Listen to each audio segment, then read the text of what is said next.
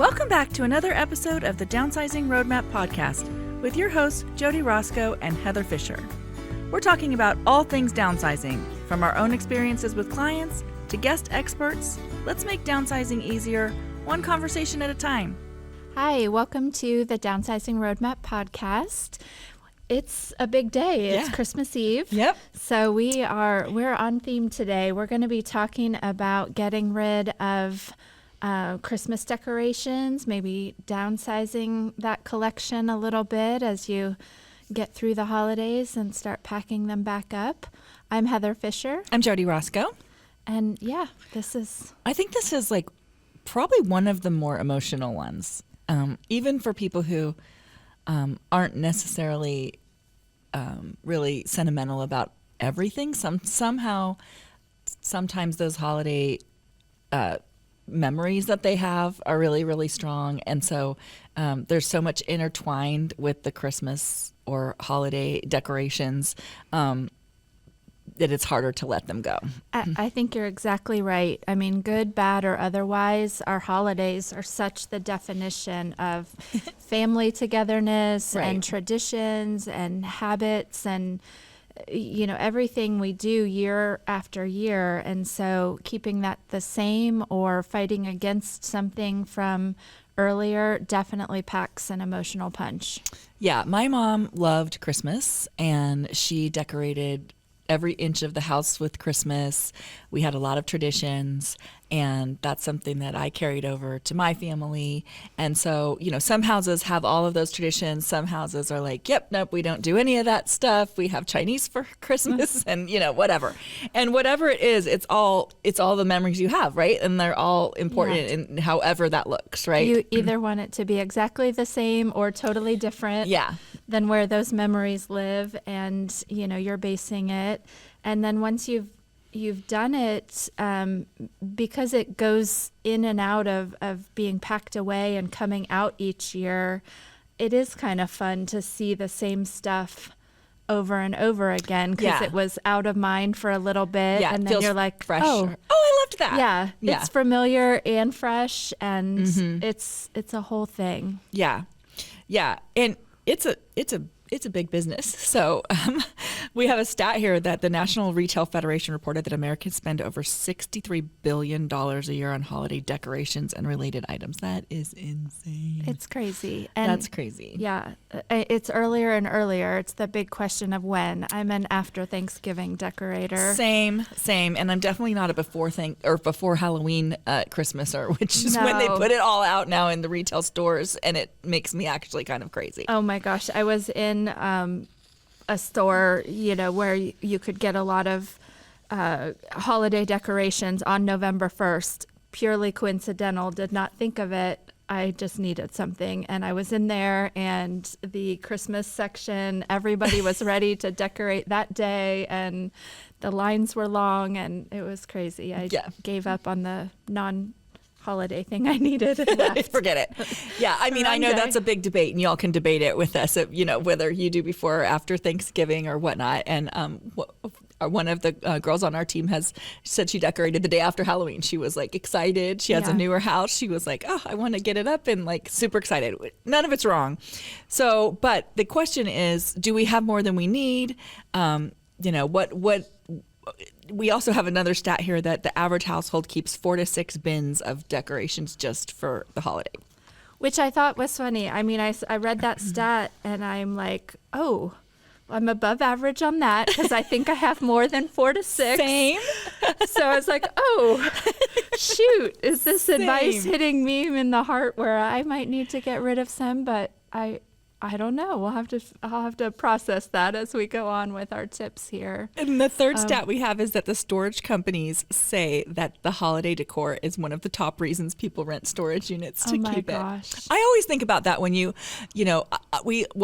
one of our traditions is to drive around and look at Christmas lights, and some people have, so much, and they must have a storage unit to keep it all in because they have, everything, every yard blow up or every the blow ups must take up so much room. I don't have any. I mean, they do kind of crunch down, I guess, without the air, but I mean, we actually have some really incredible talented people in our area that put up lights. I'm sure that that's the same everywhere, but that are really cool to see and put it to music and all the things. And I love their spirit and all of that, but they definitely need to have a storage unit to have that stuff, I'm sure. Yeah. Absolutely. Absolutely. So what we're talking about this being an emotional category. Yeah, it really is. Here's some of the reasons why, identity, this is how you've always done it. Right. So that's what it's like for Christmas at your house. You kind of adopt that role and keep it. I think that's interesting too. When people move, and we see this when people have moved, it's like they don't know where to put their stuff because it always goes back up. There's certain people that everything, like that is where that one ornament goes. Like every year that that Santa goes in that spot, and then they move and they don't know where it goes anymore. And so sometimes. You might have to, make the move and then decide what it is that does still go out and let go of the rest. But that always the same, right? It's identity of like what Christmas looks like at your house. What it looks like, where it goes, exactly the same for sure. Yeah. There's a lot of sentiment around the holidays. Your kids make things when they're little that come home as your Christmas gift, your holiday gift. And the macaroni ornament. Yes. I had a candy jar for years my mom kept. I made in like second grade, and it was like an old mayonnaise jar, but we did like the dough over the top of the lid, and then it had like unwrapped candies glued on there and everything, and Yummy. It was precious, but I had one that my great grandma had made me, and she'd made it like it was like a clown or something, and so she had like a styrofoam ball on the top with like yarn hair, and then it was a package of Lifesavers in the middle, and then it was like legs, and so one year it had just melted into the whole package of Lifesavers. Oh my. Body was like gone. Yes. Well, I haven't seen my candy jar in years, so hopefully my mom made the good decision to downsize that without telling me. Or I'll inherit it someday. But yeah, so there's a lot of things you keep because your kids craft at that time of year and gift it to you, and you want to keep that. There's some guilt. Some of it was given to you as gifts, and you feel guilt from other family members that someone passed it on to you, and now you feel or the just need. inside yourself. Not even. I mean, some of that's totally self-inflicted guilt. You know. Yeah. And then pressure. If you are the place where people are coming to visit, oftentimes there's outside pressure that people don't even realize they're putting on you to, ask where's whatever ornament, where's this stocking, where's that, because everybody's expectations roll into that identity of what Christmas looks like at your house, or Thanksgiving or New Year's, whatever those holidays look like, wanting it to be the same for themselves. Right. So if you're feeling a little overwhelmed by it, or you realize you have 20 bins of stuff, I think realistically, again, we're back to that 80-20 rule. You probably don't use all of it. I probably put out more than 20% of my bins, but I definitely don't put out 100%. Well, I think in saying that is absolutely the place to start. This episode is out on Christmas Eve, and so if you're listening when we, put the episode out, your house is decorated. Start with your storage area. What didn't you put out? Right. And that's the place to start before you even start packing up what's sure. out and what you loved this year. Take a look at what you didn't and why. Yeah. So I think it starts like we always start with mindset. Yeah. Right. So is the holiday you're creating in your house the one you want now?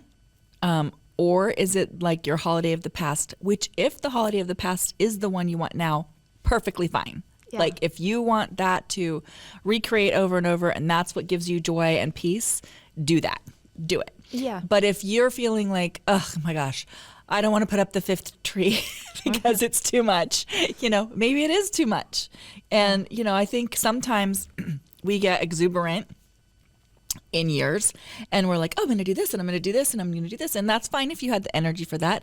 And then sometimes as the future goes along, you aren't as exuberant, or you don't want to put up, as much, and that's okay to give yourself that permission to be like, I don't have to do that, right? Yeah, absolutely. I think that the key question, to sum up what you just said, is are these traditions bringing me joy or bringing me a burden? Right. Do you feel obligated, or do you feel excited and happy about it? Yeah, absolutely. And either answer is exactly where you need to focus. Because I'm not advocating like, okay, let's downsize Christmas. Like, I mean, sort of I am, but only in a way of like, there's probably stuff you're not using, and that's the stuff to downsize. Because I think Christmas, like, it's so emotional, and or whatever holiday, if you have a different holiday that you practice, whatever those memories and those traditions are around it, keep those, because that's what makes the holiday. Again, it's the stories and the memories and those feelings that make the holiday,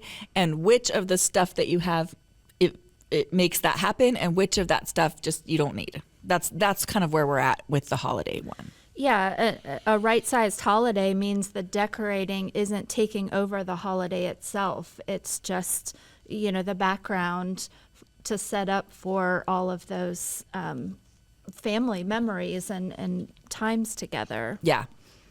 So what stayed in the bins? And zero guilt if you didn't put it out. If you're feeling guilt around it, just let that go. Just let it go. It's not necessary. It just really isn't. Yeah. A holiday season really should bring you joy. That is really what it's about. So guilt should not be part of it. Yeah, you don't want to be so exhausted come the time for celebrating that from all the prep that you can't even enjoy. Right. So what traditions still make feel true to the life that you're living now, or the life that you want to live, in the future? And if you have a big, collection of something, and you still want that, pick the top 5 of them, or whatever that is, and just be able to keep those and display those if that's what it is. If the whole collection's feeling overwhelming, if it's not because that's where it fits and it's amazing, then that's okay too. Yeah, those collections get started so early that my youngest is 20 and she's already got quite the collection of nutcrackers, and that becomes what people give you and gift you. And yeah, I think people get so excited when they're like, oh, she likes this thing. So I have a big collection of nutcrackers too, and some of them I really love, and some of them are just fine. They're just in there with the other ones, and most of them were given to me, and so I could definitely edit it a little bit and still have that feeling of them without having them all. But yeah, I actually had to tell people to stop buying it. Like, please don't, unless you find something really unique and amazing. Yeah. The same soldier one in different colors is like, no more of those. My dad bought me this one though, that it's a German girl in her little like outfit carrying beer, and I love that one. Yes, there are some really unique ones. Yeah. And then there's a whole bunch that you could get anywhere. Right. That could maybe downsize. Right. Yeah, so if we look at some different categories of what your holiday decor might fall into, there's some ways to group it in your mind as you're thinking where to start. And number 1 is the one to keep. These are the joy makers. Like, if you can think, because I have all the bins, and I cannot think of every single thing that's in the bin, right? Right. But if you can, before you even open the bins for the holiday, if you're like, oh, I think of this and this and this and this and this, those are the ones. Yes. For me, that's my ornaments. My mom got us ornaments every year, and they're all unique and special. They're not just colored balls or whatever. They're, meaning for each year. Yeah. And she kept such a detailed list of what year we got them and why that was what was chosen. And I treasure those, but there's so much other decor that for me is not holding that joy, but the ornaments and my box and my list from my mom, that, is something I love and have tried to pass that on. But I'm not sure that it even holds the same joy for my kids, because I didn't do quite as good of a job of making it as special as my mom. Yeah, I don't know about that too, because same, like I got a lot of ornaments when I was a child, from my grandparents and from my parents. And the year that I moved out of my house, and my mom actually moved back. Oh, my parents left, like where I was living, and so it was my first Christmas not in my house, and my first Christmas like by myself, like. Yeah. And so my mom had packed up all the ornaments that were mine, and gave them to me, and I cried because like I decorated the first tree in my house and it looked like my tree at home. Yeah. And so that was special for me because I love that. My kids, I'm not sure, are going to feel that same way about the ornaments that I gave them, and I don't know why. Yeah. Because I did a similar thing, but I don't. They're just not. They're just not sentimental about that very much. I don't think they are, and yeah, we all process it. I mean, I think that's a perfect example of what we say all the time. Our kids aren't going to want what we expect them to want. Yeah. Because it's going to be what their memories fall around. And yeah. There's some tradition you've done. I mean, knowing you, I would bet your kids love the experiences you've provided in, your countdown, your advent calendar of things you do. Yeah. That's their experience much more than the ornament For giving sure. being the highlight. So I That's think so true. they incorporate Although it differently. my Nana needle pointed, and so she made needlepoint stockings every year for Maddie, and she adores them. Just absolutely adores them. And so she actually has a tree that's just them, and she just absolutely loves it. And so some of them. Yeah. Some of them. Absolutely. Absolutely. So that category, the joy makers, that is the stuff that you find a way to fit it in and display it front and center. Let it bring you that joy year after year, and not even a need to think about getting rid of it unless it's, a giant blow up that you don't have room for. But, Yeah. the within reason, those are the things that we're not talking about downsizing those. No. The next category is tradition keepers. These are, more tied to rituals, maybe family gatherings, certain trays or servingware, just the things that go around the event of people gathering. I think you've mentioned it before on the podcast, but your mom had such an extensive collection of the Christmas plates and bowls, and I saw the collection. It was every piece possible. Right. And you did such a great choice on downsizing that when you wanted to keep some of that tradition, but not the bulk of it, and just keeping the salad plates. And so still being able to enjoy that throwback to the full Christmas collection with a little less. And I think this is the place where you can find those happy mediums where you save the piece of the tradition that still works for a new phase of life, but you don't have to save everything when the tradition itself has downsized by people moving away or moving to someone else's house, things like that. Yes, I agree. Yeah, some of the tradition keepers are, yes, for sure. Like if you had a cookie plate for Santa, or whatever your traditions were that you created around keep that stuff for sure. Yeah, and find a way that you're able to piece that down to a more manageable way. If you made all the cookies and had the plate from Santa, maybe you keep the plate and get some, cookies from somewhere else and bring that plate to your Christmas gathering with family. And, you're just changing it a little bit, but not keeping stuff for traditions that aren't happening at the same level. Yeah. So category 3 is the someday I might use this. Now we're starting to get into the stuff that's like never gets unpacked from the bins. Yeah. If you didn't put it out last year and you didn't put it out this year, chances are you're not going to put it out next year. Yeah. I think these can be items that aren't as unique from one another. This can be a lot of, you have way too many Christmas strings of Christmas lights, or you have extra yards of garland that you didn't put out. You might have at one time put out 3 trees and now you only put out 1, but you're holding on to the things not necessarily from attachment, but just from the, well, maybe next year I'll feel like 3 trees again, or maybe next year we'll get up on the roof and do the lights and add more. I will say, if you're, my mom passed away at Christmas time, and the next Christmas I really didn't want to decorate, and so I started to get out all the ornaments and whatnot, and I was really struggling. And I had I start with these clear like balls that just when you put them over a light, it glows, like they're like, so the whole tree looks like, white glowing balls. And then I had these icicles, and I kind of just, I was like, I just started to do that. And Maddie was like, it looks great, Mom, like it's so pretty. And I'm like, okay, I'm done.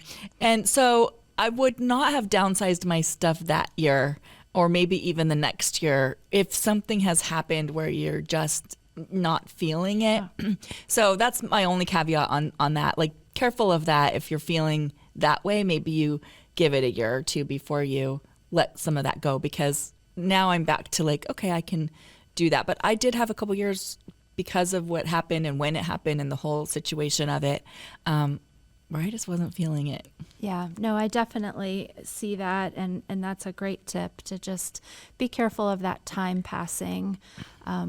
If it's things that are not quite that sentimental reason, then of course, if you're not using as much. Yeah. Yes. But if it's just in there, because I also have bins of stuff, so the bins would be in like a layer. Like, so you would use the first like 2/3 of the layer, and then whatever's laying there kind of in the bottom of it doesn't get used. That's the stuff that needs to like consolidate into bins and let it go. Yeah. Which is what we said at the beginning. The perfect time to know what that extra is to get that out of the house after you've decorated, before you're putting away, and just kind of think, why did I not pull this out of the bin? Yeah. And my house looks perfectly well decorated without it. Let's go to the donation. Yep. And then category 4 is inherited and memory items. And this is the one that might make you cry if you're sentimental. These represent your parents or your grandparents or your family traditions. And, it's important to handle that with care, right? So keep the memories without necessarily keeping everything if you're not using it. Again, remember, we're always saying, if it's in a box somewhere in the basement, you're not creating new stories around it. It's not actually, when you open the box, you might be like, oh my gosh, this is so important to me. But if you aren't putting it out, it isn't. Yeah. It isn't. Yeah. I think this is a good category too, where, we do try to remind you that your kids aren't going to want a lot of stuff, but to always ask. I think this is a good category. If you're thinking like maybe you're okay to downsize some of this category, make sure you ask family when you see them. Take that bin to the holiday celebration and say, does anybody want some of this? Because this is a category where people like that nostalgia and might want to take a token from that to add to their own collection for the time being. Right. So save the ones that are meaningful to you, and let the rest go. And I have another story about Mom on this one. I guess it really is so like family oriented with that. Yeah. But anyway, I took all her Christmas ornaments and Christmas boxes, and I just put them in a room in my house and shut the door. And this is our 4th Christmas, I think. Yeah. And I still haven't looked at them. So I'm about ready to do that now. But I knew I would want some of them, but I just could not make myself do it. So at some point I'm gonna get through those and and look at which ones are the most important ones to me, because I know there's stuff in there that I do want, but I would say probably 90% of it I do not want. I think that the space from your grief too will make those decisions easier, because you'll be able to face the joy that they bring you. Yeah. Without being, there's sadness there without your mom being here, but it's not quite so raw. You'll be able to really make great choices. So if you're listening and you're in that situation, we know this can be time when we miss family members that are lost the most. If you need that space, that's okay too. To take that time and revisit it when you can with fresh eyes, and just find the ones that bring you joy, and not have the whole experience just bring you sadness. Right. Yeah. So inherited stuff is hard, and can be hard. And I'm not going to look through it with that filter of guilt that I should keep it all. I really want to look through it in a filter of these really remind me of Christmases with my mom, and certain specific ones that do bring joy when I look at it. Not I just have to keep it all because it was my mom's. Like I don't feel like that. Yeah. You have to recreate your joy around it, not hers. Yeah. Honestly. Yeah. Okay. So, and then category 5 is stuff that's broken or worn, or you feel back to guilty, that's outdated or damaged, and you just kind of, I'm going to glue that later, and you throw it in the bin and it never comes back out again. The lights will never work again. The lights aren't they are actually, now they're just made to be thrown away. Unfortunately, it's a very throwaway society. So I would, I would not be fixing the Christmas lights. Yeah. So going through those categories, a little bit different way to attack each one, but hopefully that gives you, a little bit of distinction on how to treat each category and how to look at them. When when I was growing up, we had this angel, and she was like from the 50s or 60s, and she was like a cone that was like a silk cone, and she had stars that were like glued on, that were probably like cardboard gold stars, and she had a little plastic head and a halo, and she played Silent Night, and so you twisted and she played Silent Night. And I loved her when I was a child. I loved her. And somehow, like, as life moved along, she got a little rough. And so one year I got her out and her head fell off. And she was just getting so rough. And I finally had to just let her go. Yeah. But I still remember her. Yeah. You still have this. That's what we say. You have the memory and the story. And she was too sad to look at it anymore. Yes. I do have in my ornament box and all the ornaments I've collected, my youngest out of my 3 is the most sentimental. And I have a Ziploc bag of ornaments that are not allowed on the tree, much to her dismay. Some of the, just ratty, tattered ornaments, mostly, homemade ones, and I treasure them, but I've had to ban it. Like if it's in the Ziploc within the big box, like we can keep it for your memory, but it is not going on the tree. And my kids are the other way. They're like, Mom, why are you putting that on the tree? Yeah. I mean, I still have a lot of cute handmade ones and ones with pictures, and it's all very cute, but there are some that are not acceptable, and to her dismay. And so every year I find myself kind of trying to sneak another one or two in the bag. Sorry, Lauren, without her looking. And, that we have another layer. I think what you need to do is get a Charlie Brown tree and then just hang them all on the Charlie Brown maybe tree so. In her room. So. In her room. That would be the thing. That would be hilarious. Then we have the next layer, which are the ones only allowed on the back of the tree by the wall. And then there's the actual decorated. The good ones. And that is something to think about too, because you know which ones you think are the good ones, and you know which ones you're like, we can put this on that tree, but back in the back. So that should help you decide. Necessarily, do you need to even keep the ones that go on the back of the tree, right? Yes, yes. Okay, so if you're looking for a strategy, as the holidays wrap up and you're looking for some ways to how to tackle this instead of just shoving it all back in the boxes or leaving it up till March because you don't want to deal with it and all of that, here's some strategies for the week or so after the holidays end. Set a bin limit. If you've got 6 bins, say I'm only packing back up 4 bins, and use that size parameter to downsize and have to make some decisions based on what fits. You can pack with a little more intention. I mean, some people are very organized. Some people are Throw it all in the bins. Just get it in the bins and hope the lids close. So if it is a little more disorganized, by really sorting like things together, the same thing we talk about on many downsizing episodes, when you put all the like things together, it's much easier to pick this or that and to narrow the category down because you see it all together in one pile. Yeah. And then label that bin, keep it together in a bin, so next year it's much easier Like to manage. only garland goes in the bin or whatever, or it's room by room. You could, Yeah. this goes up in the living room or family room or whatever. Yeah, exactly. This is what we've been talking about, the right now rule. If it didn't get displayed at all, those are the things to start with, to think about why and to maybe just drive those straight to the donation center.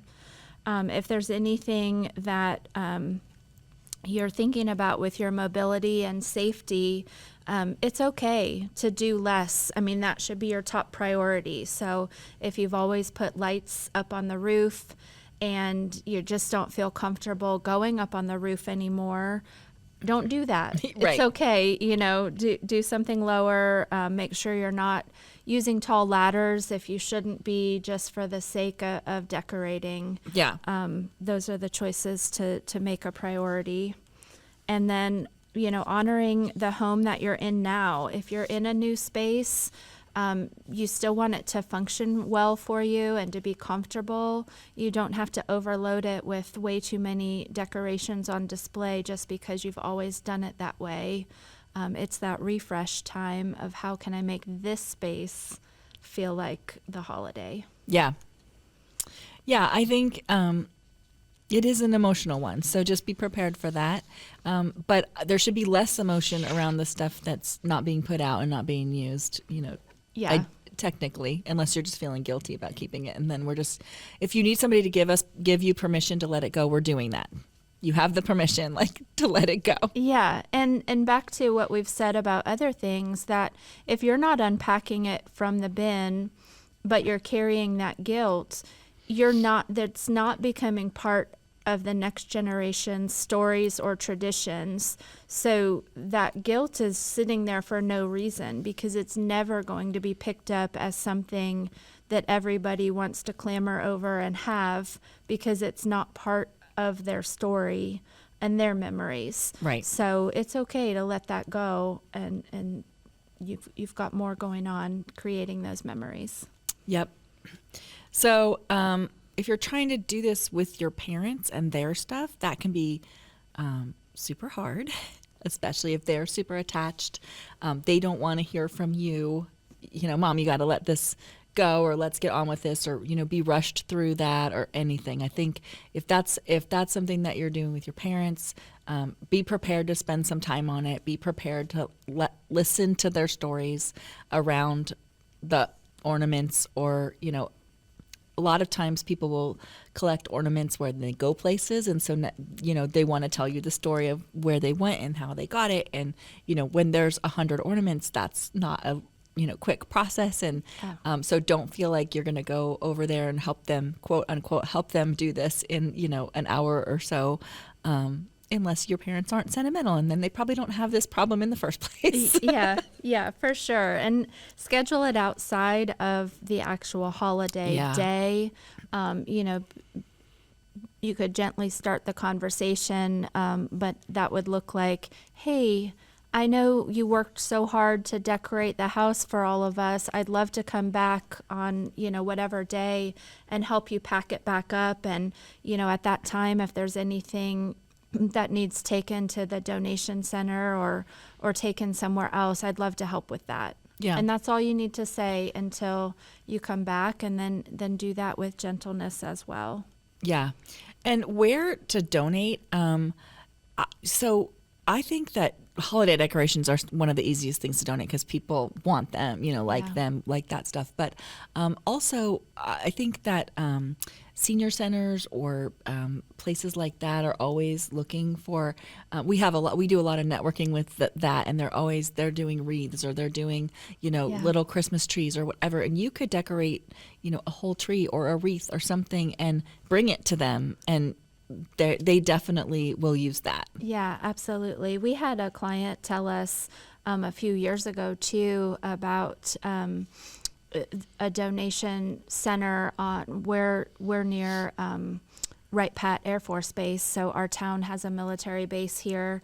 And they said that they love getting the holiday decorations donated because there's a lot of people living on base housing that aren't carrying around, storage units full of holiday decorations, and they're moving so frequently that when they can get those from the donation center there on base, they can decorate for their family, or maybe they're away from family and it's just themselves, but they can bring in a little bit of holiday decor and have that, give them that feeling while they're in this more temporary lifestyle that isn't their permanent home, and can add some holiday joy, and then they can donate it back, and I love that. It can be reused. So if you, that's a kind of outside of the box thing I hadn't heard of, but that might be something to look into if you're near a military base. Yeah, and any other organizations, Ronald McDonald House, there's battered women place, there's youth places. There's so many places that would love that. That would love that. Yeah. Or maybe just you have people that are moving into their first new house, and they don't, you have an extra Christmas tree, maybe they need it, so it doesn't always need to be, donation in that way, but just who needs it. Yeah, gifting or donation, right? Yeah, a great place for those buy nothing community groups to just say, I have this, who could use this and love it. Correct. Yeah. So we hope that you guys have, first and foremost, a wonderful holiday. Yeah. And then as you're, packing up that holiday, we hope that you have gotten some tips to just make next year, a year from now, a little lighter and a little less overwhelming and a little less in storage, so you can just have an easier time decorating next time and enjoying. If you need any resources, you can always find those on our website, downsizingroadmap.com. And we're wishing you happy holidays. Happy holidays, everyone. Thank you. Thanks for joining us on the Downsizing Roadmap podcast. If you found this episode helpful, be sure to subscribe, leave us a review, and share it with someone who might need a little downsizing inspiration. Have questions or ideas for future episodes? Reach out to us on our website, www.downsizingroadmap.com. Until next time, let's keep simplifying and moving forward.